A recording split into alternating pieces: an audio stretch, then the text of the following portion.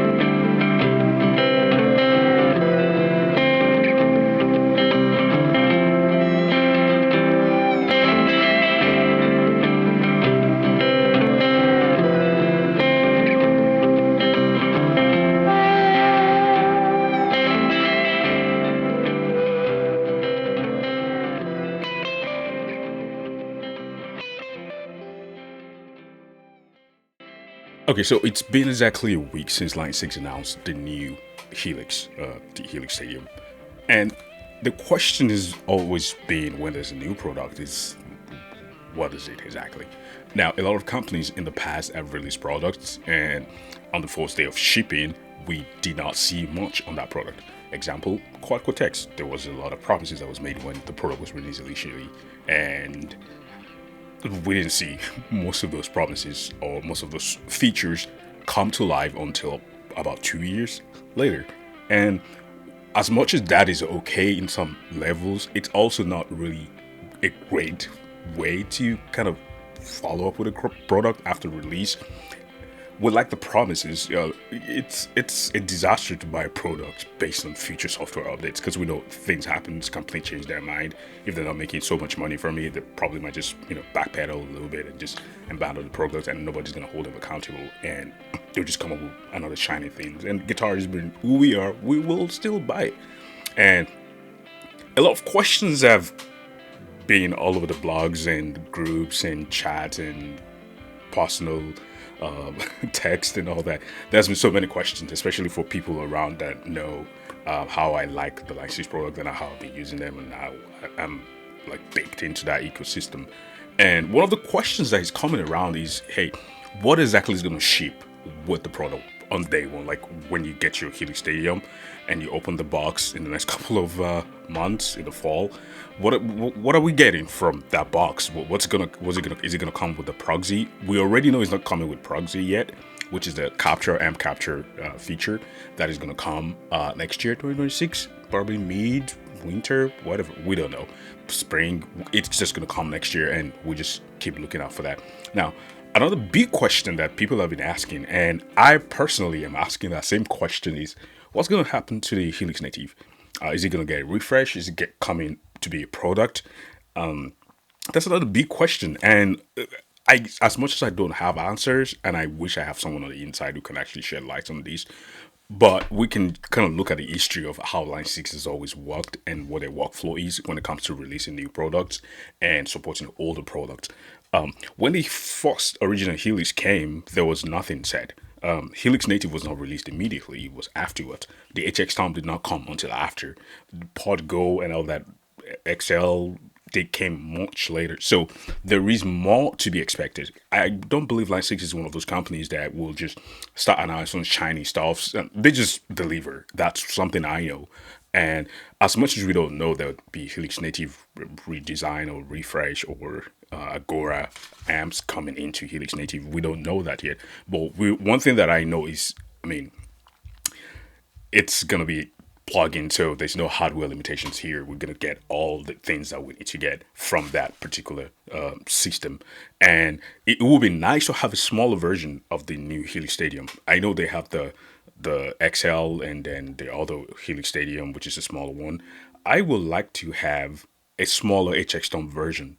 I don't know, maybe Stadium Mini or something, whatever. That is something that I'm gearing towards because I have an all analog and hybrid pedalboard, and I would like to have something of that size being featured on my pedalboard and not having to commit to buying the whole big Helix Native.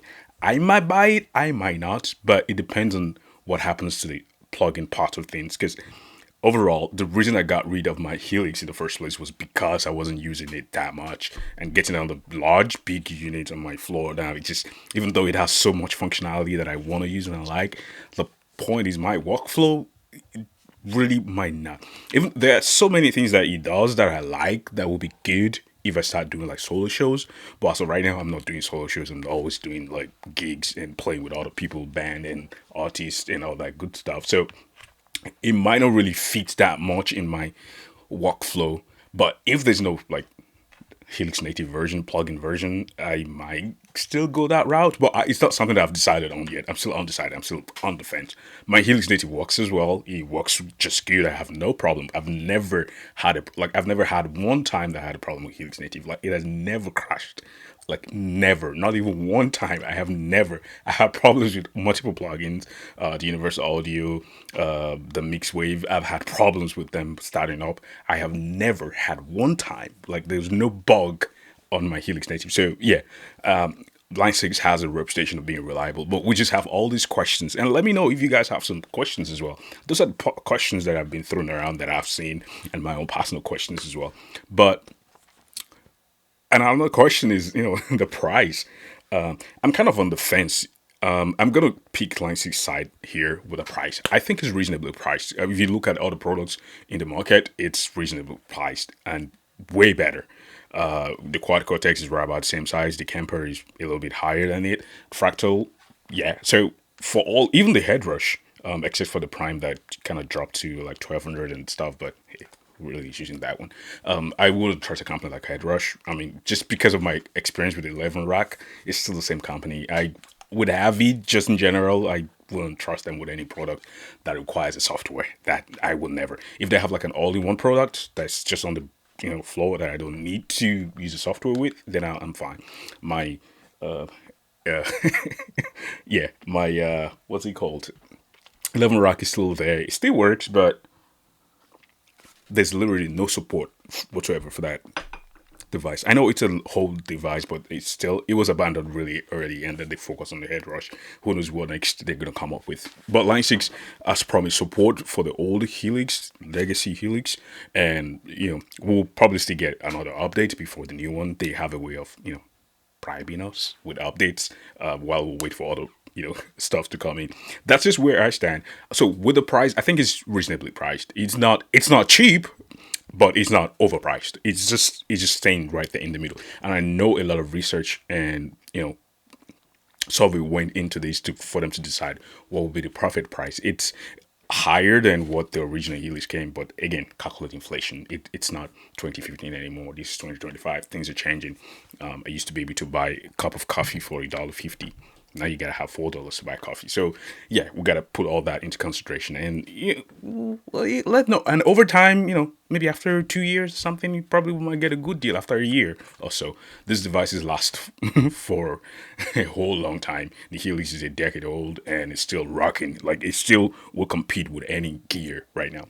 And that's just me ranting. And thank you for listening to me rant. If you have any questions, let me know in the comments below. And if you have any contributions, let me know in the comment. Will you be getting the Helix? Did you Helix Stadium? Let me know in the comments. I will be getting one, but I'm not sure if I'm going to get the big one or the small one. I've just been on the fence with that one. Let me know what you guys are doing. My name is Dan, I'm a guitar player and audio engineer. And if you like rants like this, subscribe, like, and I'll see you in the next one. Peace out.